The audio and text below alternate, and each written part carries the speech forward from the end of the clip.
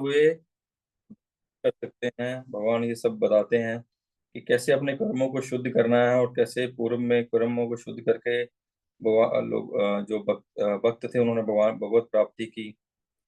और भगवान फिर लास्ट में यो बहुत सुंदर श्लोक है, भुक्ताराम युगतपसाम सर्वलोके महेश्वरम सुहृदम सर्वभूतानां ज्ञात्वा माम शांति मृच्छति।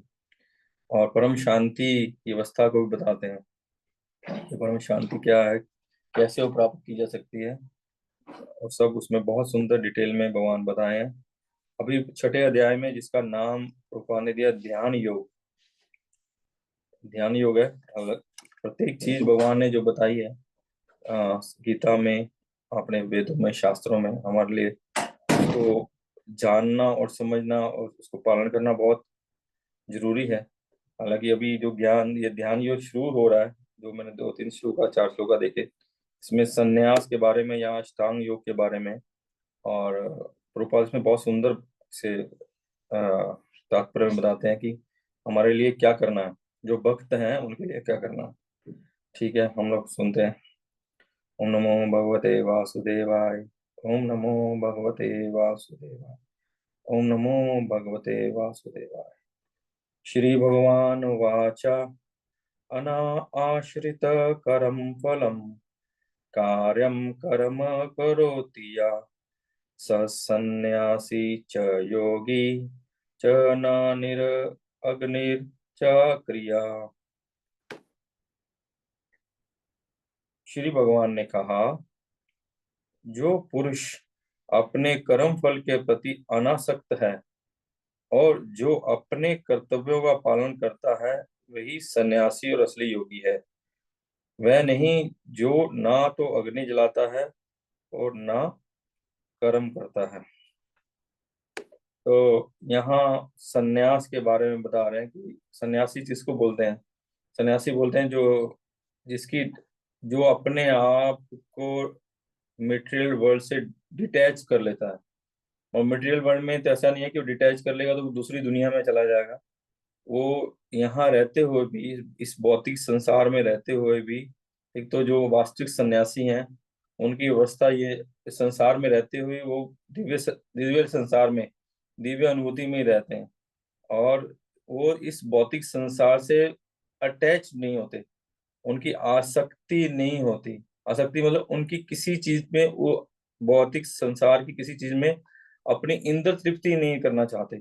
उनका ऐसी कोई भी अडमायर नहीं, ऐसी कोई इच्छा ही नहीं होती कि इस संसार की चीज मेरे को कोई आनंद देगी, मैं उससे कुछ आनंद लूंगा, ऐसा कोई अडमायर नहीं होता।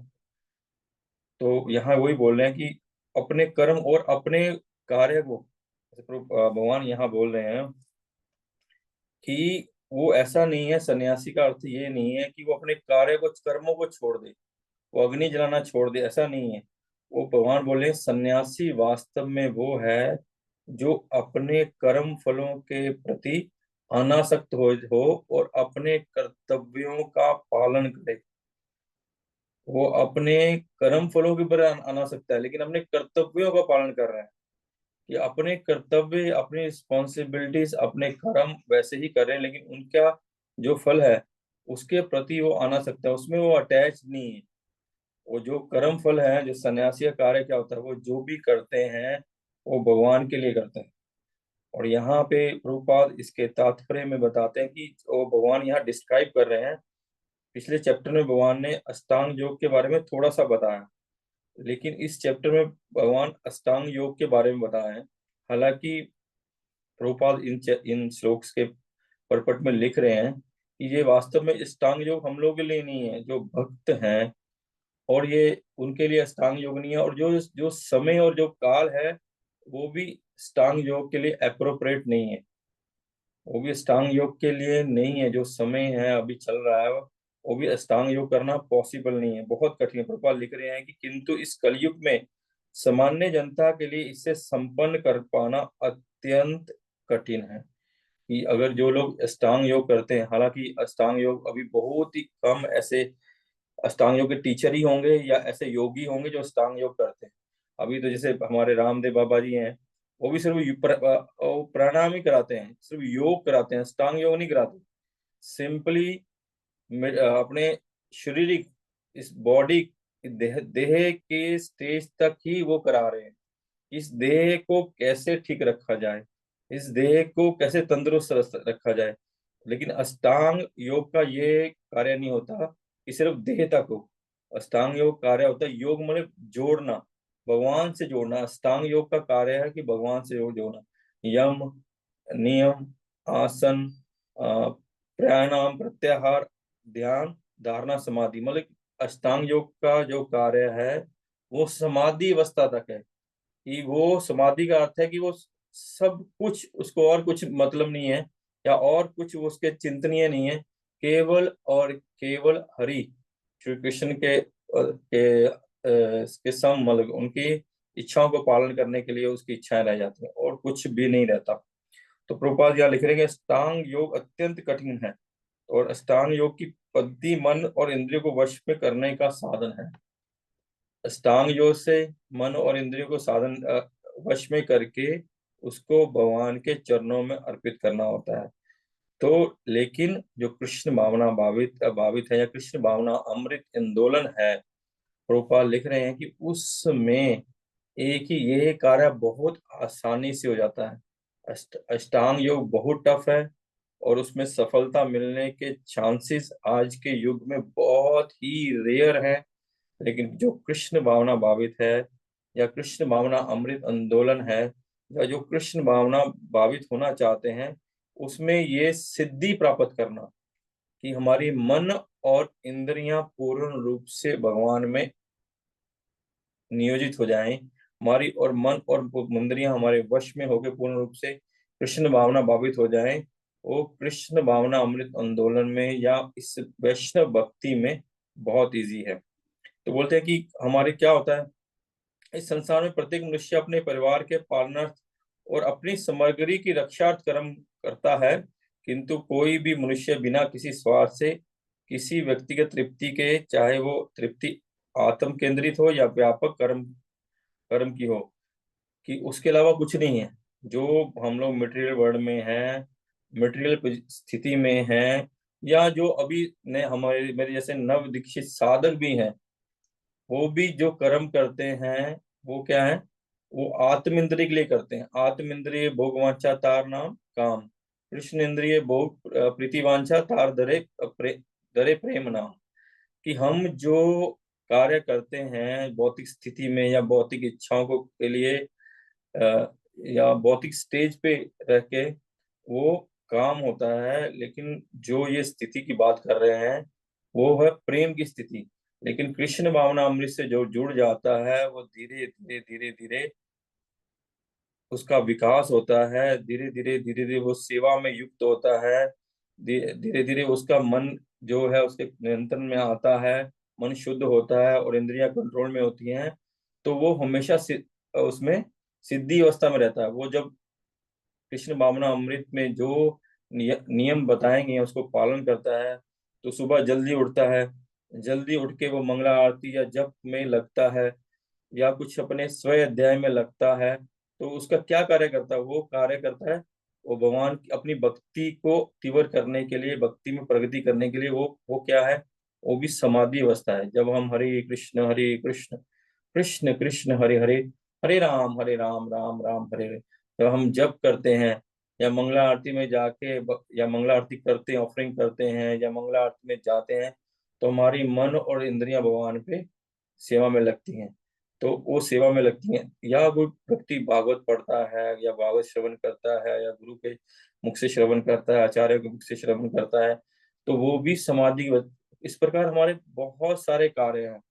कि कुछ कार्य है कि हम हमको जप करना है, श्रवण करना है, पठन करना है, और कुछ कार्य है हमको सेवा करनी है, अर्चन करना है, मार्जन करना है। जब ये कार्य सब करता है तो स्वयता वो अवस्था क्या होती है, समाधि की अवस्था होती है। उस समय वो व्यक्ति, वो जीव कृष्ण भावना भावित होता है, और कृष्ण भावना भावित में ही कर्म करता है। जैसे अभी जन्माष्टमी आ रही है, जन्माष्टमी आ रही है, हमारे शिला प्रभुपाद का अपीयरेंस डे आ रहा है। जिस दिन नंदोत्सव है उसी दिन हमारे शिला प्रभुपाद का आविर्भाव दिवस है।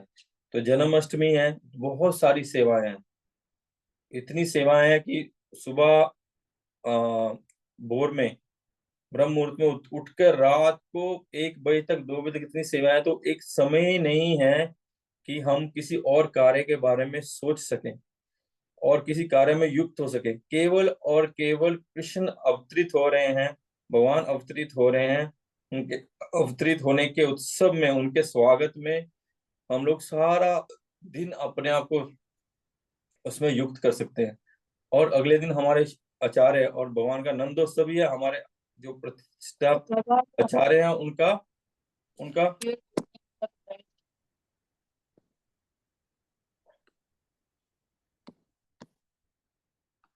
उनका आविर्भाव दिवस है। तो उस दिन हम उनका ग्लोरिफिकेशन कर सकते हैं, उनके लिए, भगवान के लिए, और उनके लिए बहुत सारा भोग बना सकते हैं, कीर्तन कर सकते हैं, प्रचार कर सकते हैं, बुक डिस्ट्रीब्यूशन कर सकते हैं। इस प्रकार हम लोग उसमें युक्त हो सकते हैं। इसलिए प्रभुपाद या भगवान यहाँ बोलते हैं कि जो लोग जो केवल तथा कथित संन्यास लेते हैं और अपने आप को सारे कार्यों से दूर हटा लेते हैं कि मैं ये भी नहीं करूंगा, ये भी नहीं करूंगा, ये भी नहीं करूंगा, ये मैं छूंगा नहीं, ये छूंगा नहीं, वो वास्तव में, वो भगवान बोलते हैं, वो संन्यास नहीं है। संन्यास का अर्थ है हमको अपने आप को, अपनी मन, बुद्धि, आत्मा और अपनी इंद्रियों को भगवान की सेवा में युक्त करना, भौतिक कार्यों से हटाकर, भौतिक इच्छाओं से हटाकर, देहात्म बुद्धि से हटाकर, अपने देह को आनंद देने की स्थिति से हटाकर हमको कृष्ण भावना भावित करना, वो है सन्यास की स्थिति। यहाँ प्रभुपाद लिखते हैं, अतः वह पूर्ण सन्यासी या पूर्ण योगी होता है। कृष्ण भावना भावित व्यक्ति को कभी भी आत्म तुष्टि की इच्छा नहीं रहती। उसका एकमात्र लक्ष्य रहता है कृष्ण की प्रसन्नता। त्याग की सर्वोच्च प्रतीक भगवान चैतन्य महाप्रभु प्रार्थना करते हैं, न धनम, न जनम, न सुंदरिम, कविता वा जगदीश कामे, मम जन्मनि जन्मनेश्वरे भवदा भक्ति हेतु की तुई। कि मेरे को कुछ नहीं चाहिए, उसका अपना कुछ डिमांड नहीं है महाप्रभु। ना धन चाहिए, ना जन्म चाहिए, ना सुंदरी चाहिए, ना कोई कोई ऐसा चाहिए, फॉलोअर चाहिए। केवल और केवल मात्र, चाहे भगवान जैसे रखे जन्म जन्मांतर तक, केवल और केवल हमको भगवान की भक्ति चाहिए, भगवान की सेवा चाहिए। ये वास्तविक और एक्चुअल सन्यास है। जो व्यक्ति उसमें लगे रहते हैं, भगवान की सेवा में, भगवान के चिंतन में, कैसे इस आंदोलन का प्रचार बढ़ाएं, कैसे हम अपने आप को कृष्ण भावना भावित करें, कैसे हम अपने आप को कृष्ण भावना भावित करके दूसरे जीवों को कृष्ण भावना भावित करें, कैसे हम और अच्छे से भगवान की सेवा करें, कैसे हम और अच्छे से अपने गुरु वैष्णव को प्रसन्न करें, स्थिति में रहते हैं, सब समय उस चिंतन में रहते हैं, सब कार्य करते हैं। ऐसा नहीं कि वो कार्य नहीं करते, कर्म नहीं करते, लेकिन उनके कर्म भी भगवान की सेवा अगर था होता है, तो वो वास्तविक सन्यासी है। वो सन्यासी नहीं को केवल कि वो सारे कार्य को त्याग कर डंडा और भगवा धारण करके जो कर्म से कुछ भी नहीं करते हैं, ना भगवान की सेवा के लिए करते, ना उस बोलते हैं चल अच्छा हुआ, हमको कुछ करना नहीं पड़ेगा, तो ऐसे व्यक्ति को सन्यासी नहीं कहते। आगे चलते हैं। यम सन्यासम इति प्राहुर योगम तम विधि पांडवा, ना ही सन्यास संकल्पो योगी भवति कश्चन। कोई पढ़ेंगे?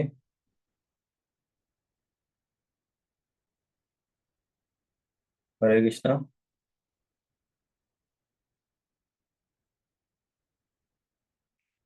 कोई पढ़ेंगे क्या प्रभु?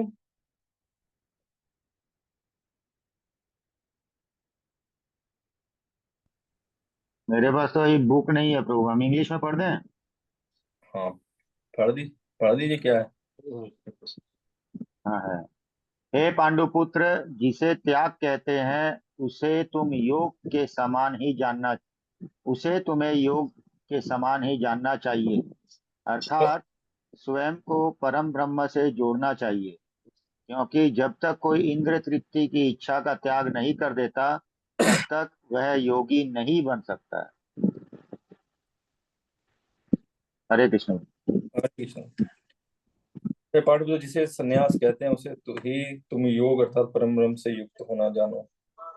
तो यहाँ बोलते पर भगवान बोलते हैं कि संन्यास, इस संन्यास का अर्थ क्या, क्योंकि अर्जुन अर्जुन बोल रहा था कि मैं संन्यास, में युद्ध नहीं करना है, मेरे को युद्ध नहीं करना है, मैं मेरे को संन्यास लेके मैं युद्ध को त्याग के ये युद्ध का मैदान, युद्ध का क्षेत्र त्याग के मैं संन्यास ले लूंगा।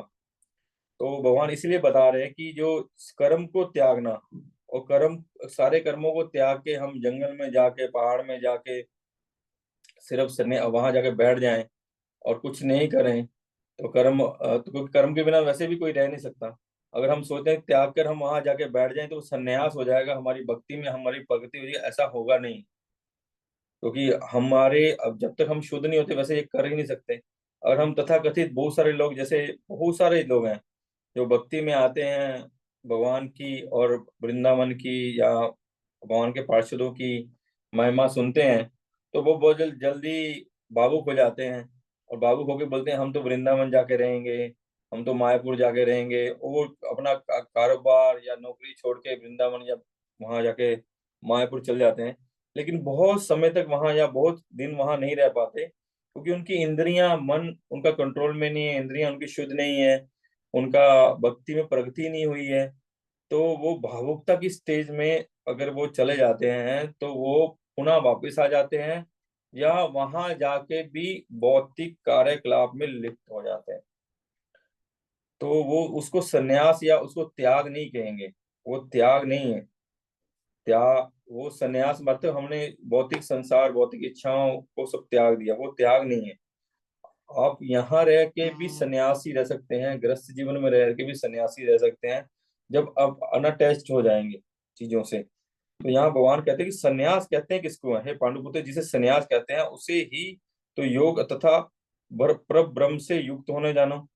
कि जो पर ब्रह्म, सन्यास वो है, वो स्थिति है जब वो उसकी इच्छा है, मतलब भगवान की इच्छाओं को ही अपनी इच्छाएं मानता है, भगवान के लिए ही सारे कार्य करता है, भगवान के जैसे निर्देश हैं, भगवान गुरु के जैसे निर्देश हैं, उसमें ही अपने आप को ढाल देता है, उसी को पूर्ण करने के लिए, उसी कार्य को करने के लिए अपने आप को डाल देता है।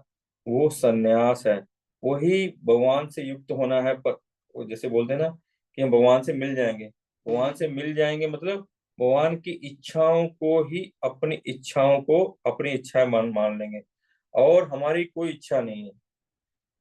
जैसे कि गोपियों की इच्छा थी, वो केवल और केवल कृष्ण की प्रसन्नता के लिए सारा कार्य करते, और उनकी अपनी कोई भी इच्छा नहीं थी, अपना कोई भी स्वार्थ नहीं था, अपना कोई भी इंद्र तृप्ति नहीं थी। उनका एक ही इंद्र तृप्ति थी कि हम कैसे ना कैसे भगवान की को हम प्रसन्न करें।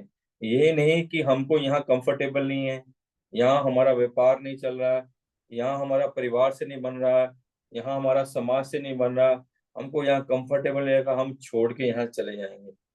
वो अगर छोड़ के जाना है वो भी इंद्र तृप्ति ही है, कि हमको यहाँ सुख या भौतिक आनंद नहीं मिल रहा, हम यहाँ से छोड़ के जा रहे हैं, हम भगवान के लिए नहीं जा रहे हैं, हम अपनी अपने लिए जा रहे हैं, हम अपनी इंद्रियों को सुख देने के लिए जा रहे हैं। तो वो सन्यास नहीं हुआ, वो भक्ति नहीं हुई, वो त्याग नहीं हुआ। वो त्याग क्या है कि हम, जो भक्ति है या सन्यास है, या जो हमारा क्या बोलेंगे भक्ति कार्य है, वो क्या है कि हम कष्ट भी सह रहे हैं। हमारे गुरु ने हमको आदेश दिया, हमारे आचार्यों ने हमको आदेश दिया कि आपको यहाँ रह के ये कार्य करना है, उसमें हमको कष्ट हो रहा है, लेकिन वो कष्ट हो रहा है, उस कष्ट को भी हम पाकर आनंद लेते हुए उस कार्य को, सेवा को करते हैं। उस कार्य को करके हम गुरु वैष्णव और भगवान को प्रसन्न करने का प्रयास करते हैं, चाहे हमको कितना ही कष्ट हो रहा हो, तो वो कितनी ही असुविधा हो रही हो, तब भी हम उस कार्य को आनंद से कर रहे हैं। हमारी असुविधा हो रही है, हम उसको नहीं सोच रहे, लेकिन हमको वो आदेश है, हमारा वो कर्तव्य भी है, और हम उस कर्तव्य का, उस आदेश का पालन आनंद से करते हुए उस कार्य को कर रहे हैं।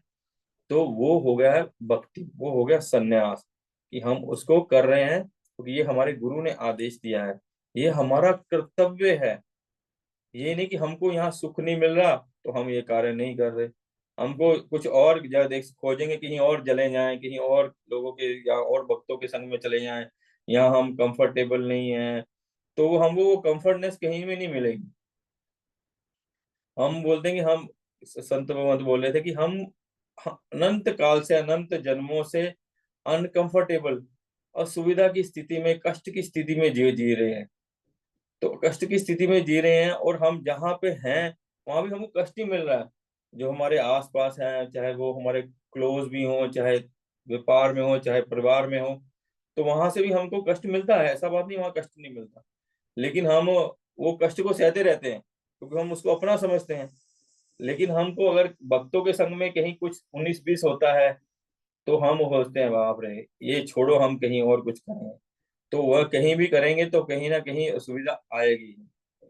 हम अनंत जन्मों से कष्ट यहाँ से आ रहे हैं, और भक्तों के समाज में थोड़ा सा कष्ट होता है, हम उसको छोड़ देना चाहते हैं, तो हमको कभी भी छोड़ने का नहीं सोचना चाहिए। वो बोलते हैं कि महाप्रभु ने जब वन में कीर्तन किया, तब शेर और हिरन एक साथ नाच रहे थे। जब भक्तों की कृपा होती तो एक साथ नाच रहे थे, वो एक साथ आलिंगन कर रहे थे, हरि नाम का आनंद ले रहे थे, भगवान का दर्शन कर रहे थे, भगवान के मुख से हरि नाम कीर्तन का आनंद ले रहे थे, एक साथ कर रहे थे। हालांकि वो स्वभाव से ही एक दूसरे के विपरीत हैं, स्वभाव से ही एक दूसरे के विपरीत हैं। शेर जब भी हिरण को देखता है तो हिरण को उसको भोजन मानता है, और हिरण जब भी शेर को देखता है भयभीत होकर वहां से भागना चाहता है, बचना चाहता है। कभी भी वो दोनों एक साथ नहीं रहना चाहते, जैसे सांप और जुआ एक साथ नहीं रहना चाहते। लेकिन जहां भक्त होते हैं, भगवान शिव शंकर, शिव जी के गले में सांप है, और उनका बेटा है, जो उनके पुत्र हैं गणपति जी, उनका वाहन क्या है, चूहा। और दोनों एक साथ कभी नहीं रहते, सांप चूहे को खा जाता है। और कार्तिक है उनका पुत्र है, उनका वाहन है क्या, मोर। मोर सांप को मार देता है। लेकिन वो सब एक साथ रहते हैं क्योंकि भक्तों का समाज है। कुछ कष्ट हो तब भी हमको भक्तों के साथ ही रहना चाहिए, क्योंकि भक्तों के साथ रह के ही हमको वास्तविक उपलब्धि प्राप्ति होगी, वास्तविक उपलब्धि प्राप्ति होगी, जिससे हम कृष्ण भावना भावित हो पाएंगे। हमको अपने अच्छे, अपने कंफर्ट के लिए नहीं, बल्कि हमको निश्चय हमको कंफर्ट मिलेगा जब हम इस सन्यास की उस समाधि अवस्था में हो जाएंगे, उस जहाँ आत्मा राम की आत्म साक्षात्कार की अवस्था में हो जाएंगे, जहाँ उस ब्रह्मबुद्ध की अवस्था में हो जाएंगे, तब वो आनंद ही आनंद मिलने वाला है। सेवा में आनंद, कीर्तन में आनंद, हर चीज में आनंद मिलने वाला। हालांकि हमको भी आनंद नहीं आता है, हम कष्ट भी कई बार लगता है, कई बार हम लोग जब करते हैं हमको नींद आने लग जाती है। वो इसलिए आती है क्योंकि हमारा नाम में इतना प्रेम नहीं है। अगर हमारा नाम में प्रेम हो तो वो नींद आएगी नहीं। लेकिन धीरे धीरे वो अभ्यास करने से हमारा वो स्थिति चली जाएगी। यहाँ प्रभुपाद लिखते हैं कि किंतु जब वह माया के वशीभूत होता है तो वह बद्ध होता है, किंतु जब वो कृष्ण भावना भावी रहता है, अर्थात आध्यात्मिक शक्ति के सहज रहता है, तो वो अपनी सहज स्थिति में रहता है। देखिए, जब भी हम जब कीर्तन में जाते हैं, कथा में जाते हैं, तो हमको बहुत आनंद आता है। क्यों आता है? जब हम किसी की सेवा करते हैं, किसी को प्रसाद बांटते हैं, किसी को कुछ शरबत पिलाते हैं, या कोई जाके सेवा करते हैं भगवान के मंदिर में जाके, हमको बहुत आनंद आता है। क्यों? प्रभुपाद यहाँ लिख रहे हैं कि वो हमारी सहज स्थिति है, वो हमारी एक्चुअल में वास्तविक स्थिति है। जब हम अपनी वास्तविक स्थिति में होते हैं तब हम आनंद लेते हैं। जैसे हमारा मोबाइल है, जब वो नेटवर्क में रहेगा, जब रेंज में रहेगा, तब उसका फुल सारे कार्य ठीक से करेगा, सारे कार्य ठीक से करेगा। उसका डाउनलोड भी ठीक से होगा, उसका ब्राउजिंग भी ठीक से होगा, उसका अपलोड भी ठीक से होगा, उसके उसका जो फोन में कॉल सुनेंगे वो उसका वॉइस भी ठीक से आएगा, क्योंकि वो रेंज में है, उस समय वो अपनी सहज स्थिति में है, कोई डिस्टरबेंस नहीं है। इसलिए जो भक्ति है, जो सेवा है, वो हमारी सहज स्थिति है। तो यहाँ प्रभुपाद लिखते हैं, ज्ञान तथा इंद्रिय निग्रह योग के ये दो प्रयोजन हैं, और कृष्ण भावना अमृत द्वारा ये श्वेता पूरे हो जाते हैं।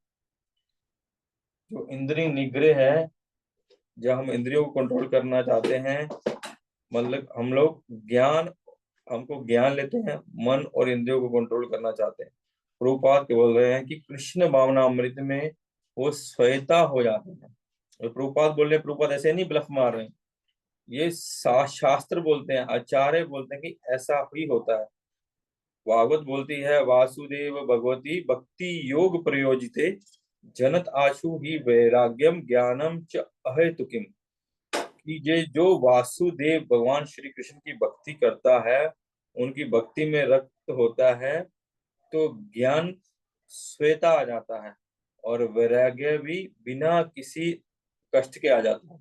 हमको कष्ट कह के करके, मन को मार के, इंद्रियों को निग्रह करके उससे नहीं होता। जब हम भक्ति करेंगे, हम ठीक से हरे कृष्ण कृष्ण कृष्ण हरे हरे, हरे राम राम राम हरे हरे, जब ठीक से नाम लेंगे, ठीक से हम श्रवण करेंगे, जब हम अपनी स्थिति को वास्तव में जान लेंगे कि हम ये भौतिक शरीर नहीं, हम आत्मा हैं, भगवान का अंश हैं, और हम भगवान की सेवा के लिए बने हैं, तो श्वेता चीजों से विरागी होने लग जाएगा। देखिए, हम बहुत सारी चीजें पहले सेवन करते थे, बहुत सारे लोगों के साथ पहले हमारा संग होता था, बहुत सारी जगह पे हम लोग घूमने जाना चाहते थे, आनंद लेना चाहते थे। लेकिन जब हम इस्कॉन से युक्त हुए, हम लोग भक्तों से युक्त हुए, भक्तों की कृपा से कुछ भक्ति करने का प्रयास करने लगे, तो देख लिए हमारा टेस्ट चेंज हो गया। हमारे जो घूमने के या हमारे जो आनंद लेने के डेस्टिनेशन से वो चेंज हो गए। अभी हम कहीं जाना चाहते हैं ऐसी अकेले, कोई को बोले कश्मीर जाएंगे, हम आपको फ्री में टिकट दे देंगे, फिर भी हमारा मन नहीं करेगा जाने के लिए। फिर भी हम सोचेंगे कोई दो चार भक्त साथ हो, दो चार हमारे भक्त साथ हो, तो उनके साथ हम आनंद लेंगे। और वहां अगर मंदिर नहीं होगा, वहां अगर हमको कश्मीर जाके बोलेंगे मंदिर कहाँ है, हम ये नहीं पूछेंगे कि गार्डन कहाँ है, वहां कौन कौन सा मंदिर है, कौन कौन से स्थल है जहाँ हम दर्शन कर पाएंगे, हमारा मन वो हो जाएगा। हम जिन चीजों में पहले खाने में स्वाद लेते थे, हाँ हाँ ये मिल जाए कितना आनंद है, अभी हम उनको चीजों को तुच्छ समझने लग गए हैं। पहले सुबह उठ के लोग चाय पीते थे, हम लोग भी पीते थे कि चाय मिलेगी सुबह, हो ठीक है, अभी हो चाय देखो, हम दूसरों को बोलते हैं चाय मत पियो भाई, ये नशा है। और हमारा टेस्ट चेंज हो जाएगा, हमारा उन चीजों के प्रति, हमारा क्या बोलेंगे इसको, हमारा जो आसक्ति खत्म हो जाएगी, वो विरक्ति आ जाएगी। इसलिए जब हम ठीक से सुनेंगे, श्रवण करेंगे, उसका पालन करने का प्रयास करेंगे, तो हमारी आध्यात्मिक स्थिति का जागृत होगी, और हमारी भौतिक स्थिति धीरे धीरे, भौतिक अटैचमेंट कटेगी, तो अटैचमेंट कटेगी, वैसे वैसे हमारा जो ये वैराग्य अपने आप ही बढ़ता जाएगा। हमारा वैसे चीजों में, जो भक्ति में या इस्कॉन में आने से पहले जिन चीजों में हमारा इंडल्ज थे हम लोग, उन चीजों से हम दूर हो जाएंगे, उन चीजों में हम करना ही नहीं चाहेंगे। ठीक है, तो यहाँ प्रभुपाद लिख रहे हैं, जीवात्मा का मुख्य ध्येय तो समस्त प्रकार की आत्म तृप्ति को त्याग कर परमेश्वर की तुष्टि के लिए तैयार रहना है। तो हम जब अपनी स्थिति में होंगे, तो क्या स्थिति है हमारी, जीवेर स्वरूप है नित्य कृष्ण दास। हम जब उस स्थिति में होंगे, तो क्या होंगे, हम भगवान की सेवा, भगवान और भगवान के भक्तों की सेवा में युक्त होंगे। आगे चलते हैं। आरूर आरूरुक्षोर मुनेर्योगम कर्म कारणम उच्यते, योगा आरूढ़स्य तस्यैव क्षमा कारणम उच्यते। कोई पढ़ेंगे क्या?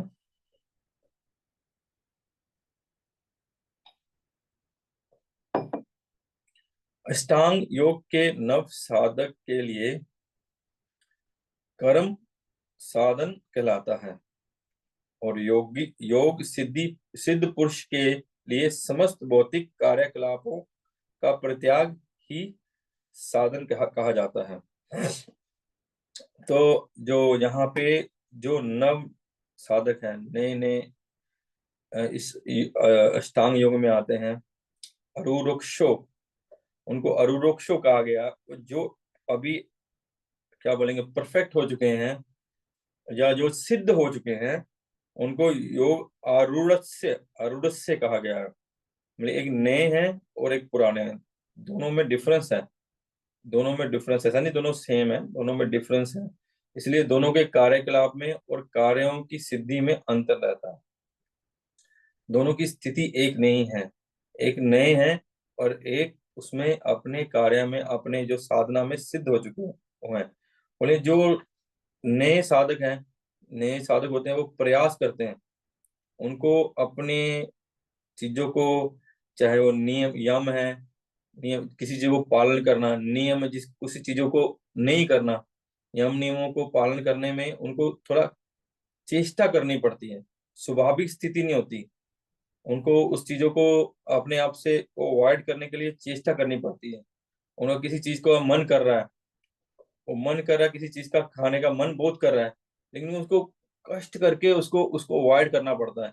लेकिन जो जो सिद्ध की अवस्था है, उसका वो खाने का मन ही नहीं करेगा, उसको भोगने का मन ही नहीं करेगा। जैसे क्या नाम है उनका, यमुनाचार्य बोलते हैं ना, बोलते हैं कि जब से कृष्ण भक्ति में आया हूं, तब से स्त्री के संग का सोच के भी अपने आप से घृणा होती है। क्या उसका सोच के भी मेरे को थू थू करने का मन करता है कि ये कैसा कार्य में लिप्त थे। मतलब कि जिसके लिए ये हम, जिस कार्य के लिए, इस काम वासना के लिए पर सारे जीव इस भौतिक संसार के चक्कर लगा रहे हैं, इस भौतिक संसार में बंधे हुए हैं, इस भौतिक संसार में फंसे हुए हैं, लेकिन जब भक्त सिद्ध हो जाता है, या भक्त भक्ति में वास्तविक अपनी स्थिति को जान लेता है, या भक्ति भक्त भक्ति में आनंद लेने लग जाता है, तब उसको ये भौतिक कार्य तुच्छ लगने लग जाते हैं। लेकिन जब तक वो स्थिति में नहीं है, तो उसको अपनी इंद्रियों को निग्रह करना पड़ता है, अपने आप को प्रयास से रोकना पड़ता है। प्रभुपाद बोल रहे हैं कि ये यहाँ पे ये तीन स्थितियां होती हैं, यहाँ लिखा प्रभु ने, ज्ञान योग, ध्यान योग और भक्ति योग की। जो भक्ति की तीन स्थितियां हैं, ज्ञान योग, ध्यान योग और भक्ति योग। जो नए भक्त हैं, नए नए जुड़ते हैं, या जो दृढ़ता में धीरे धीरे बढ़ रहे हैं, अभी इतना उनका अटैचमेंट नहीं है, तो वो अटैचमेंट नहीं, लेकिन वो प्रयास कर रहे हैं इसमें बढ़ने के लिए, तो वो नए भक्त हैं। और उनके जो कर्म है वो साधन कहलाते हैं। जो भक्ति में वो कार्य करते हैं वो साधन कहलाते हैं, क्योंकि जो भक्ति में प्रगति के लिए वो कार्य करते हैं वो साधन है। वो क्या है, साध्य को प्राप्त करने के लिए साधन है। लेकिन जो सिद्ध हो चुके हैं, जिन्होंने योग में सिद्धि प्राप्त कर ली है, तो उनके सारे कर्म ही साधन है। वो प्रत्येक कर्म ही भगवान की तुष्टि के लिए करेंगे। इसलिए परम अवस्था है, एक उत्तम अवस्था है, एक मतलब कनिष्ठ अवस्था है, एक उत्तम अवस्था है। लेकिन प्रत्येक भक्त को इस अवस्थाओं से पार करना पड़ता है। प्रत्येक अवस्था धीरे धीरे ग्रेजुअली आगे आगे बढ़ता है। कई बार हमको लगता है कि कोई नए नए भक्त आते हैं, वो बहुत प्रगति करते हैं, बहुत फास्ट बढ़ते हैं, तो हमको लगता है यार ये बहुत फास्ट बढ़ रहे हैं, हम इतने साल से प्रयास कर रहे हैं, हम उतना नहीं बढ़ रहे। कई बार हम ऐसे भक्तों से ईर्ष्या भी करने लग जाते हैं। लेकिन ऐसा नहीं है कि वो फास्ट बढ़ रहे हैं, मतलब उन्होंने पूर्व जन्म में, हमने अभी जो कर रहे हैं, उन्होंने पूर्व जन्म में वो कर रखा है। वो उस वो कार्य को वो कर रखे हैं, हम अभी कर रहे हैं। तो हमारी भी वो, हम भी भक्ति में प्रगति करेंगे हम अगर लगे रहेंगे। ऐसा हमको उनसे ईर्ष्या नहीं करनी चाहिए कभी भी। ऐसा नहीं वो नए आए हैं तो वो इतने एडवांस क्यों हैं, वो अपने को ज्यादा समझ रहे हैं, हम तो पुराने हैं, हम सीनियर हैं, तो हम हमारी रिस्पेक्ट करनी चाहिए। निश्चय ही पुराने हैं, तो भक्त जो वास्तविक भक्त होगा या भक्ति करना चाहता होगा, वो रिस्पेक्ट करेगा। लेकिन हमको अमानी ना मान देना, हमको रिस्पेक्ट की इच्छा नहीं होनी चाहिए, हमको नहीं होना चाहिए, क्योंकि वो पहले कर चुका है। क्योंकि जैसे हम लोग गीता में पढ़ते हैं, हमको बताया जाता है कि जो कृष्ण भावनामृत आंदोलन से जुड़ा है, जो कृष्ण भक्ति से जुड़ा है, जो कृष्ण भावना भावित होना चाहता है या होने के लिए प्रयास कर रहा है, उसने सारे व्रत, सारे तीर्थ, सारे यज्ञ पहले जन्मों में कर लिए हैं। उन जन्मों, वो सारे कार्यों का फल ये है कि वो अब भगवान श्री हरि, श्री कृष्ण, राधा कृष्ण की सेवा में और उनकी भक्ति में युक्त हो रहा है। लेकिन हम जब नए भक्त हैं, नव दीक्षित हैं, तो हमको अपने कर्मों को, जैसे शिला प्रभुपाद ने बताया कि हमको 16 माला मिनिमम जप करना है। जैसे कल श्यान प्रभु ने डाला था ना, इस जो प्रभुपाद ने बताया कि जो 16 माला से कम करते हैं वो मनुष्य ही नहीं है, वो एकदम, क्या बोलेंगे, प्रभुपाद बोले वो रास्कल है। तो 16 माला ही नहीं कर सकता, वो रास्कल है। मतलब हमको अब प्रयास से 16 माला करनी है, और जहां सेवा मिले वहां सेवा करना है, और 4 नियमों का पालन करना है, चाहे उससे कष्ट हो। एक कष्ट सहते सहते, इसको अवॉइड करते करते, भक्तों का संग करते करते ऐसी स्थिति आएगी जब हम इसको इजीली करेंगे, हमको इसमें आनंद आएगा कि ओह आनंद ले रहे हैं, हरे कृष्ण कृष्ण कृष्ण हरे हरे, हरे राम राम राम हरे हरे। कीर्तन में आनंद ले रहे हैं, सेवा में आनंद ले रहे हैं, वो स्थिति आएगी, हर कार्य क्या हो जाएगा, वो साधन हो जाएगा। हमारा हर कार्य, हमको अलग से चेष्टा नहीं करनी पड़ेगी, हमारा कार्य अपने आप स्वतः ही हमारा कार्य सिद्ध हो जाएगा। रूपा लिखते हैं, किंतु कृष्ण भावना भावित व्यक्ति परम से ही ध्यान ध्यानावस्थित रहता है, क्योंकि वह निरंतर कृष्ण के चिंतन करता रहता है।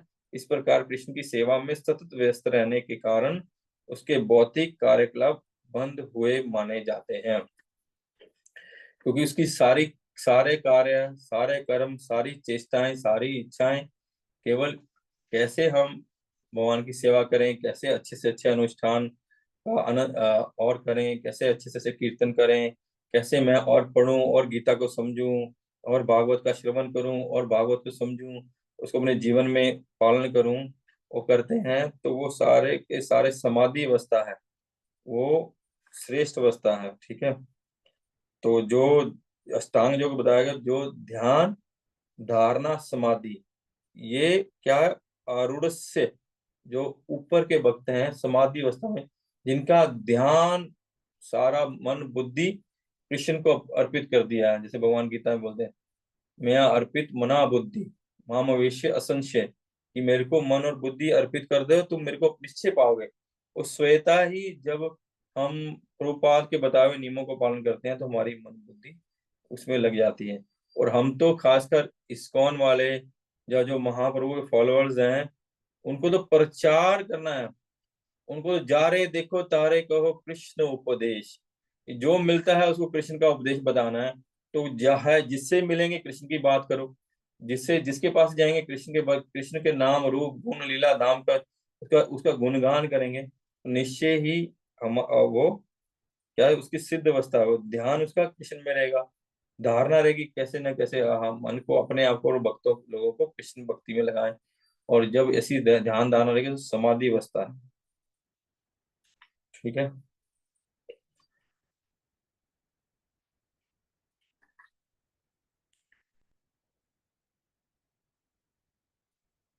तो ये दोनों अवस्था में अंतर है, एक नया है अभी सीख रहा है, और एक परफेक्ट हो चुके हैं उसमें। ठीक है।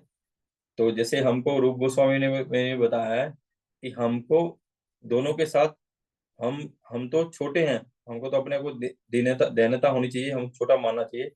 फिर भी हमको बताया श्रीपाद रूप गोस्वामी ने कि कनिष्ठ अधिकारी के साथ कैसे व्यवहार करना है, मध्यम अधिकारी के साथ कैसे व्यवहार करना है, उत्तम अधिकारी के साथ कैसे व्यवहार करना है। तो ये सामान्य है कि हमको कैसे भक्त के कैसे व्यवहार करना है, और भक्त को इतना एक्सपर्ट होना चाहिए कि वो किस वक्त के साथ कैसे व्यवहार करना है, ताकि सारा क्या हमारा समुदाय, हमारी कम्युनिटी में एक प्रेम भाव, प्रेम वहां पे रहे। ठीक है ना। तो कनिष्ठ अधिकारी को जैसे होता है नया, तो हरे कृष्णा बोलिए, उनको उनको उनको रिसीव कीजिए, हरे कृष्णा बोल के प्रेम के साथ बात कीजिए। और मध्यम अधिकारी होता है, उनको बोले दंडवत कर या साष्टांग प्रणाम करना चाहिए। उत्तम अधिकारी है, उनको उनको एकदम से दंडवत प्रणाम करना चाहिए, उनको उनको उनको ऐसे स्वागत करना चाहिए, उनको जोर जोर से उनका हरिनाम करके उनका स्वागत करना चाहिए। तो हम तीनों के साथ ऐसा नहीं कर सकते। कोई नए भक्त आते हैं, क्लास में आते हैं, तो हम ऐसा तो नहीं उनके उनके लिए गेट में चले जाते हैं, उनके लिए फूलों की बारिश करते हैं, उनके लिए बाहर बैठ खड़े होकर कीर्तन करते, ऐसा तो नहीं करते हैं। लेकिन जब महाराज आते हैं, हमारे उत्तम अधिकारी आते हैं, तब हम गेट में जाते हैं, उनके लिए फूल, उनके लिए रंगोली बनाते हैं, उनको मालाएं पहनाते हैं, उनको फूलों की बारिश भी करते हैं, उनको बाहर जाके दंड भी करते हैं, उनको रिसीव भी करते हैं। और उनको उनको ऐसा आनंद देने का प्रयास करते हैं। आनंद क्या, उनकी कृपा लेने का प्रयास करते हैं हम उनको। उनको तो ऐसी किसी चीज की इच्छा रहती नहीं है, लेकिन हम उनसे कृपा, उनकी दृष्टि हमारे ऊपर पड़े उसका प्रयास करते हैं। लेकिन नए भक्त आते हैं तो अपने आप आते हैं, टेबल पे नाम लिखाते हैं, क्लास में बैठते हैं, तो हम दोनों को अलग अलग स्थिति है। ठीक है। जैसे एक ही घर में है, तो एक बच्चा बड़ा है और एक बच्चा छोटा है, तो दोनों के लिए सेम चीज तो नहीं आएगी। हाँ ठीक है, दोनों के लिए हम कोई ना कोई सामान, पिता एक सामान लाएगा, लेकिन दोनों के लिए सेम ले। एक एक 18 साल का है और एक 6 साल का है, तो दोनों की जो जरूरतें हैं, दोनों की डिमांड्स हैं, वो अलग अलग होंगी, और दोनों के लिए अलग अलग चीजों का लाएंगे हम। इसी प्रकार ये जो अरुरुक्षु हैं और जो अरूढ़स्य हैं, दोनों की स्थिति अलग अलग है। ठीक है। यदा हीने इंद्रियर्थेषु न कर्म स्वभाव उषंजते सर्व संकल्प सन्यासी योग आरूढ़ तद उच्यते। हरे कृष्ण प्रभु जी। हरे जब कृष्ण। जब कोई पुरुष समस्त भौतिक इच्छाओं का त्याग करके ना तो इंद्रिय तृप्ति के लिए कार्य करता है और ना सकाम कर्मों में प्रवृत्त होता है, तो वह योगारूढ़ कहलाता है। हम्म। तो यहाँ सन्यास और परफेक्ट सन्यासी के बारे में बता रहा है। सर्व संकल्प सन्यासी, सर्व संकल्प सन्यासी, कि उसने सारी इच्छाओं को त्याग दिया है, या सारी उसके क्रियाकलाप भगवान की प्रसन्नता के लिए हैं। तो वो ना तो उसको भौतिक कोई इच्छा है, भौतिक इच्छा ही नहीं है, और ना उसको इंद्र तृप्ति की इच्छा है, ना ही सकाम कर्म की इच्छा है। तो ऐसी स्थिति में जैसा अधिकारी है, उसको भगवान ने योगारूढ़, योगा योग अरूढ़, तो योग की उच्च स्थिति में बैठा है। आरूढ़ योग उस स्थिति में बैठा है, उसने योग की उस उच्चतम स्थिति को प्राप्त कर लिया है। उसने आत्म साक्षात्कार कर लिया। उसने अपने आप को भगवान की इच्छाओं के साथ मिला दिया है, और उस स्थिति में है जो भगवान की भक्ति में वो परमा आनंद की स्थिति में है, आत्मा राम की स्थिति में है। ऐसी स्थिति में है, इसलिए इसी स्थिति को भगवान यहाँ योगा आरूढ़ बोलते हैं। तो यहाँ प्रभुपाद लिख रहे हैं कि इस तरह वह इंद्र तृप्ति और सकाम कर्मों में प्रवृत्त नहीं होता, कि वो इंद्र तृप्ति और सकाम कर्मों में इंडल्ज नहीं होता और उसमें युक्त नहीं होता, क्योंकि उसने जो अपने योगा, क्या था, योगा योगा अरुरुक्षु, उस स्थिति को बहुत प्रयास से, बहुत मेहनत से, बहुत डेडिकेशन से, उसको जो भी कार्य उसके गुरु आचार्यों के द्वारा दिए गए उसको पूर्णता से फॉलो करते हुए, उसको उस स्टेज से वो निकल जा गया है, और उसने सिद्धि की अवस्था या समाधि की अवस्था को प्राप्त कर लिया है। उस स्थिति से में वो वैराग्य उसमें आ गया है, इंद्र तृप्तियों से या भौतिक आसक्ति से ऊपर उठ गया है। उसमें अभी कोई इंद्र तृप्ति और सकाम कर्म की इच्छा नहीं है। तो ऐसी स्थिति को योगा आरूढ़ बता रहे हो। बोले कि अगर ऐसी स्थिति नहीं हो, प्रभुपाद लिखते हैं, तो हम, कोई भी व्यक्ति है बिना कर्म के रह नहीं सकता। कर्म क्या करेंगे, या तो हम माया देवी के लिए करेंगे, या हम क्या बोलेंगे उसको, भगवान के लिए करेंगे। या तो हम योग माया के लिए करेंगे, या हम माया माया के लिए करेंगे। या तो हम कर्म भगवान भगवान भगवत भावित होके करेंगे, या हम माया भावित होके या इंद्र तृप्ति के लिए करेंगे। ये दो स्थितियां हैं। बिना कर्म के हम रह नहीं सकते। प्रत्येक जीव को प्रत्येक क्षण कर्म करना होता है, वो कर्म में युक्त रहता है। तो दो ही स्थितियां हैं, कि या तो हम भगवान के लिए करें, या आप्तम इंद्री अपनी इंद्रियों को प्रसन्न करने के लिए करें, जिससे हम बंधन में बंधे रहते हैं। या भगवान के लिए करें, जैसे हमने पहले पढ़ा है, अकाम कर्म करें जिससे हमको मुक्ति या भगवत प्राप्ति से वो करें। तो जब तक हम आत्मवृत्ति आत्म तृप्ति में लगे रहेंगे, स्वार्थ में लगे रहेंगे, तो पाप और पुण्य कार्य में फंसते रहेंगे। लेकिन जब हम भगवान की सेवा में लग जाते हैं, तब वो आत्म इंद्र तृप्ति, इस काम कर्म की इच्छा ही नहीं रहती, तब वैसा कोई बंधन ही नहीं रहता।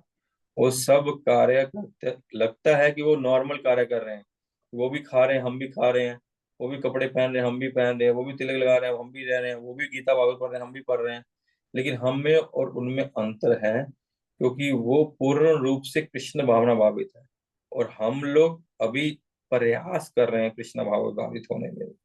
हमारे में अभी भी इंद्र तृप्ति की इच्छा है, अभी भी हमारे में, हमारे कर्म करते हुए हमको उस कर्म फलों को, उसका रिजल्ट के प्रति हमारी अटैचमेंट है कि हम ये करेंगे, सफल होगा नहीं होगा, इससे क्या होगा नहीं होगा, हमको इससे अप्रिसिएशन मिलेगा, हमारा ग्लोरिफिकेशन होगा नहीं होगा, क्या हमको डांट तो नहीं पड़ेगी, वो इस सब चीजों से ऊपर उठ गए हैं।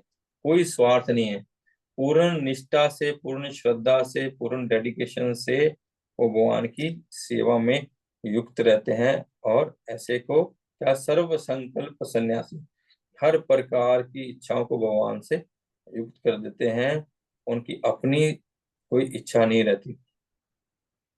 यदा ही न इंद्रियर्थेषु न कर्म स्व, ना ही इंद्रियों की तृप्ति के लिए, ना ही सकाम कर्मों के लिए उनकी इच्छा रहती है, तो ऐसे व्यक्ति को सन्यासी कहते हैं। तो हम ऐसे तो सन्यासी, हम तो सन्यासी नहीं है, तो हमारा क्या होगा?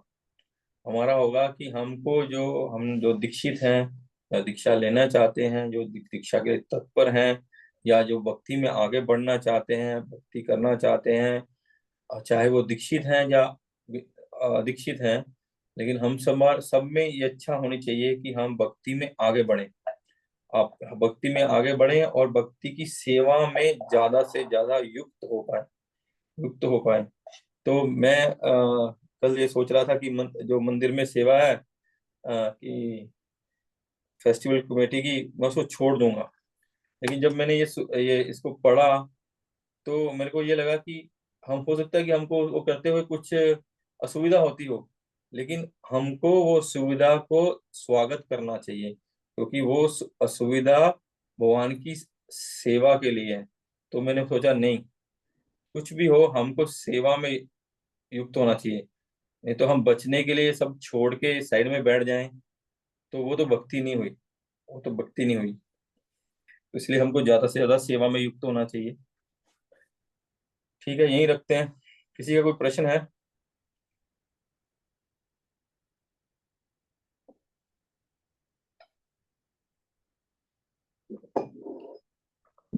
हरे कृष्ण। कृष्ण प्रभु जी, मेरा प्रश्न है कि जैसे मान लीजिए जो अ, भक्त है वो जो सन्यास नहीं लिए, तो क्या वो भी कृष्ण प्रेम प्राप्ति के उस स्टेज में जो है जा सकते हैं? बिल्कुल प्रभु, सन्यास नहीं लिए तब भी वो उस स्टेज में जा सकते हैं। हालांकि सन्यास लेना चाहिए, जो हमारे वर्ण आश्रम है उसमें सन्यास बहुत इंपॉर्टेंट है। भगवान भागवत में भी बताते हैं कि सन्यास लेना चाहिए, लेकिन भगवान यहाँ बता रहे हैं कि व्हाट इज द सन्यास। सन्यास है क्या? सन्यास है कि हमारा डी अटैच करना अपने को भौतिक इंद्र तृप्ति में, भौतिक आसक्ति से, सकाम कर्मों से हमको अपने आप को डी अटैच करना, उसको सन्यास कहा गया है। नहीं, ये नहीं कि हमको चोला बदलने को सन्यास कहा करना। हम लोग का जो मटेरियल अटैचमेंट्स हैं, मटेरियल इच्छा है, या भोगने की इच्छा है, कर्म फल भोगने की इच्छा है, उससे जो डी अटैच होते हैं उसको सन्यास कहा गया। और बिना भक्ति की उस स्थिति के, ये स्थिति कभी नहीं आ सकती कि हम भौतिक मटेरियल चीजों से डी अटैच हो जाएंगे, हमारी आसक्ति खत्म हो जाएगी। कभी भी नहीं होगा जब तक हम पूर्ण रूप से भक्ति में युक्त नहीं होंगे, जब तक हम उसमें पूर्ण रूप से भगवान की सेवा में युक्त नहीं होंगे, ये मटेरियल अटैचमेंट हमारी रहेगी ही रहेगी। जब ये रहेगी, इसका मतलब हम सन्यास की अवस्था में नहीं है। जब हम उससे डी अटैच हो जाएंगे, उनसे अनासक्त हो जाएंगे, तो वो सन्यास की अवस्था में है। ऐसा नहीं है कि जिन्होंने गृहस्थ जीवन पालन किया वो सन्यासी नहीं थे, वो भी सन्यासी हैं। अभी भी बहुत सारे भक्तों को सन्यास दिया जाता है जो गृहस्थ हैं, सन्यास नहीं मिलता ऐसा नहीं है। और वास्तव में क्यों दिया जाता है? तो वो उनको एग्जाम्पल सेट करने के लिए, कि वो एक एग्जाम्पल है हमारे समाज में, कि वो ग्रस्त होते हुए भी सन्यासी की तरह जीवन जी रहे हैं। यही तो प्रभुपाद हमको बता रहे हैं कि अपना ये जीवन कृष्ण के लिए दे दो। हमने तो देखिए, हमारी जो अभी हम सब लोगों की जो धीरे धीरे एज हो रही है, उसमें हम भोग कर भी नहीं सकते हैं। हमें बहुत सारी बीमारियां बढ़ेगी। अभी आंखों से दिखना कम हो जाएगा, दांतों से चबाना कम हो जाएगा, शरीर हमारा उतना बलवान नहीं रहेगा। तो ये तो हमको प्रकृति माया देवी से छुड़ा ही लेगी। इससे अच्छा है कि हम भक्ति में युक्त होके अपने जो भी हमारा समय बचा है, जो भी भगवान की कृपा से हमको और सांस बचे हैं, उसको भगवान में लगा दें। हमने सब प्रकार का भोग कर लिया है। जितने भी भोग हैं, तो पांच पांच बोलो ना, क्या कौन कौन से, कानों से सुनने का भोग है, नाक से सूंघने का भोग है, जीभ से स्वाद लेने का भोग है, त्वचा से काम इंद्रियों को भोग करने का, स्पर्श करने का भोग है। और जितने भी भोग हैं हमारे, वो हमने अभी ऑलमोस्ट हमने सब कुछ कर चुके हैं और बहुत बार कर चुके हैं। तो अगर हम अभी भी सुधर जाएं, तो अभी भी हम लोग कृष्ण प्रेम की उस अवस्था को प्राप्त कर सकते हैं, या नहीं कर सकते।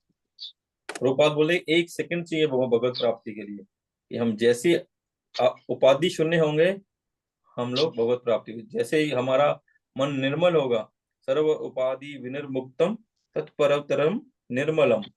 जैसे हम उपाधि शून्य होंगे, इस भौतिक संसार से डीअटैच होंगे, तो वैसे ही हमारा जो मन है वो निर्मल हो जाएगा, शुद्ध हो जाएगा। तो क्या होगा आगे? ऋषिकेश ऋषिकेन सेव्यम भक्ति उच्चते। तो हमारी सारी इंद्रियां भगवान की सेवा में लग जाएंगी। किसी का और कोई प्रश्न? प्रभु अरुणाक्ष प्रभु। नहीं है। हैं वो वैसे हैं, अभी अभी अभी अभी भी ज्वाइन किए हैं। अरे कितने दंडो बाबू। हाँ, दंडवत प्रभु बाहर में है क्या? प्रभु प्रसाद ले रहे हैं बिचाली घाट, प्रभुपाद घाट में। ओके ओके ओके, चलो ठीक है। तो अपने को जन्माष्टमी का प्रोग्राम कुछ सेंटर में और प्रभुपाद अपीयरेंस डे का कुछ सेंटर में करना है, या हमको अपने लोग को वहां जाना है? क्योंकि सब भक्त वहां जाते नहीं है, सेंटर में करेंगे तो मेरी जो राय है, कोई भक्त अपने जो सर्कल के भक्त हैं कोई ना कोई आएंगे यहाँ पे सेंटर में, कुछ कीर्तन रखेंगे, और संडे को प्रभुपाद ग्लोरिफिकेशन रखेंगे, सब भक्त प्रभुपाद के प्रति अपनी अपनी श्रद्धांजलि देंगे। तो वो अपने सेंटर में रखने हैं या हम लोग वहां जाएं? मेरी इच्छा है तो अपने से। सबसे पहले तो आपका इतना दिन बाद दर्शन हुआ, आपका बात सुनने मिल रहा है प्रभु। लग रहा है कितना दिन बाद मिल रहे हैं आपसे। तो आप दर्शन दे दीजिए, पंकज प्रभु, राजेश सोनी प्रभु और सोनी प्रभु का दर्शन तो हो रहा है। सुरेश सोनी प्रभु आपका तो हो नहीं रहा। मनमोहन कृष्ण राय प्रभु ने भी अपना दर्शन नहीं दिया, आपने भी नहीं दिया। वीडियो ऑन कर दीजिए। जय हरे कृष्णा। अरे धन्यवाद। धन्यवाद। प्रभु आप जैसे कह रहे हैं वैसे अच्छा है प्रभु, वैसे अच्छा रहेगा। हाँ, क्योंकि कल प्रभु का फोन आया था, बोला नहीं आप वहाँ आओ। मैं कहा वहां आके हमारे डिवोटी तो आते नहीं, बोले सबको बुला, मैं बुलाने से भी नहीं आएंगे। सब आएंगे नहीं तो बेकार एब्सेंट भी हो जाएगा, और हम लोग कुछ कर भी नहीं पाएंगे। और सेंटर है, सेंटर में भगवान का आविर्भाव दिवस है, जन्माष्टमी है, तो कम से कम वहाँ कीर्तन होना चाहिए, वहाँ कुछ ना कुछ सेवा होना चाहिए, प्रसाद डिस्ट्रीब्यूशन हो, कीर्तन हो, थोड़ा उसको हाँ सजाएं। प्रभु, सही बात है। और कुछ लोग दर्शन करने आएंगे, वहाँ अंधेरा पड़ा रहे, खाली पड़ा रहे, कोई मतलब थोड़ी है, भगवान का मंदिर है वो।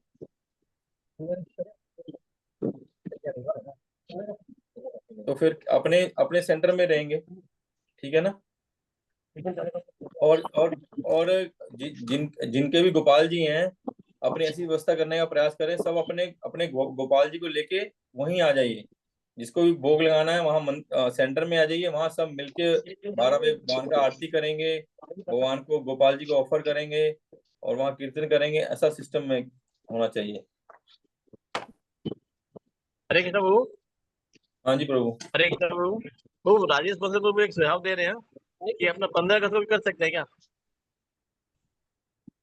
क्या? 15 अगस्त को कर सकते हैं, फिर मंदिर का 16 को हो जाएगा। 15 अगस्त को तो नहीं प्रभु, मंदिर को 16 को हो जाएगा, नहीं हो जाएगा वो ठीक है, लेकिन हमको अगर लोगों को जोड़ना है तो हमको अपने सेंटर में कुछ करना होगा उत्सव के दिन, ठीक है ना। हमको अपने सेंटर को हाँ लोगों कैसे एक हम लोग वहाँ कृष्ण भावनामृत का प्रचार कर रहे हैं, हम लोग अपना कृष्ण भक्ति कर रहे हैं, वो कृष्ण भगवान का वो सेंटर है वहाँ। समझो भगवान की सेवा भी जो भी जितनी भी कर पा रहे हैं उचित अनुचित रूप से, जैसे भी हम लोग परफेक्ट तो नहीं कर पा रहे, तो हमको वहाँ तो कुछ ना कुछ प्रोग्राम करना चाहिए ना।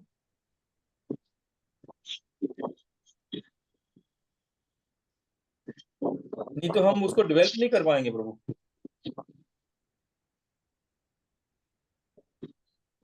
क्या बोलते हो आप लोग? अपनी राय बताइए क्या करना है।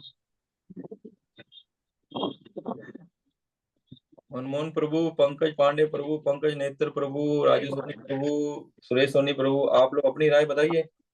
What is the best for us? ठीक है। बोलिए प्रभु बोलिए। हरे कृष्णा प्रभु जी, दंडवत नाम। दंडवत। पर वो सेंटर में ही रखना चाहिए अपने। हाँ, हरे कृष्णा। जी प्रभु जी। सेंटर में रखे भाई। सेंटर में तो ऐसा नहीं है कि हम, मैं कह रहा हूँ सेवा नहीं करनी है अपने को, कुछ बच्चे जाके मंदिर में भी सेवा कर सकते हैं और फिर आके यहाँ सेंटर में ज्वाइन करें, लेकिन सेंटर में कुछ ना कुछ होना चाहिए। वहाँ ऐसे पड़ा रहे ऐसा अच्छा नहीं है। वहाँ कोई धीरे धीरे कीर्तन चलता रहे, कुछ भक्त रहे वहाँ पे, थोड़ा भगवान को डेकोरेट किया जाए, मंदिर को डेकोरेट किया जाए, कुछ झांकियां वगैरह की भी व्यवस्था की है, वो लड़कियां लोग गर्ल्स ने वो बना कुछ बनाया है, वो भी लगाएंगी।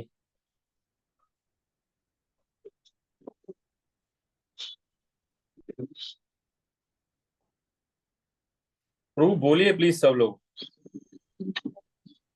सेंटर में ही रखिए प्रभु, और तो क्या है, फिर वही बढ़िया रहेगा। मालूम भी पड़ेगा ना सबको कि कुछ प्रोग्राम होता है यहाँ पे, नहीं तो सुना सुना रहेगा फिर। ठीक है प्रभु। अभी मनमोहन राय भी प्रभु यही बोल रहे हैं, और रसा सागर प्रभु भी यही बोल रहे हैं, सुरेश सोनी प्रभु यही बोल रहे हैं। आप अपना राय बता दीजिए प्रभु। पंकज पांडे प्रभु, अरुणाक्ष प्रभु, राजेश प्रभु। हरे कृष्णा प्रभु, दंड प्रणाम प्रभु। प्रभु धन्यवाद। सेंटर में ही ठीक रहेगा, सेंटर में सब लोग रहेगा, भजन कीर्तन होगा, अच्छा लगेगा। हाँ, भजन कीर्तन तो गोविंद जी के मंदिर में भी होगा, लेकिन हम उसको अभी सेंटर को डेवलप करना है अपने को, लोगों को जोड़ना है ताकि लोग आए वहाँ। बोलिए अरुणाक्ष प्रभु, राधा वल्लभ प्रभु, क्या राधा वल्लभ क्या नाम है उनका? हाँ प्रभु, हरे राधा कृष्ण। विनोद। राधा विनोद प्रभु। हरे कृष्ण हरे कृष्णा। प्रभु, ठीक है, कर सकते हैं। कर सकते हैं ना? ठीक है, मैं सेंटर में दोनों दिन सेंटर में करेंगे, ठीक है ना? शनिवार रविवार। हाँ हाँ, रविवार शाम को, शनिवार शाम को शनिवार शाम को ना प्रभु? है। और प्रभु शुक्रवार को कोई प्रोग्राम रखेंगे क्या? वही पूछा। शुक्रवार को क्या प्रोग्राम रखना? मैं वही बोल रहा था, शुक्रवार को कोई बड़ा प्रोग्राम जैसे कि भजन कीर्तन ज्यादा से और कथा कीर्तन कर सकते थे, भगवान का आदिवास बोल के कोई ऐसा मना लेते। ओ अच्छा, शुक्रवार और छुट्टी है ना? हाँ, इसीलिए ओके। और उस दिन बड़ा प्रोग्राम रख लेते और उस दिन हम लोग माने सबको 8 बजे का वो करते, जन्माष्टमी वाले दिन सबको 8 बजे का वो करते, रात को भाई 11-12 बजे तक चलता। अच्छा। हाँ, 8 से 12 बजे तक वो करते सब, और फिर बाद में अपना प्रभुपाद जी का तो दूसरे दिन होगा ही। ठीक है, रख सकते हैं, शुक्रवार भी रख सकते हाँ, तो उस दिन जल्दी रखेंगे शाम को, जैसा आप ठीक समझ। हैं ना? तो ठीक हरे है। कृष्णा प्रभु, हाँ जी प्रभु जी। तो शुक्रवार को ऐसे जनरली सब कोई मनाएंगे जन्माष्टमी। स्मार्ट अच्छा, लोगों का शनिवार शुक्रवार को ही मनाएंगे। नहीं दो है क्या इस बार भी जन्माष्टमी? हाँ, जन्माष्टमी स्मार्ट लोग आए ना, सैन प्रभु भैया ना, मैंने देखा नहीं। एक वीडियो पे। हाँ, भैया इसके अंदर लिखा हुआ है, उसमें बोल रहे हैं शुक्रवार को अष्टमी है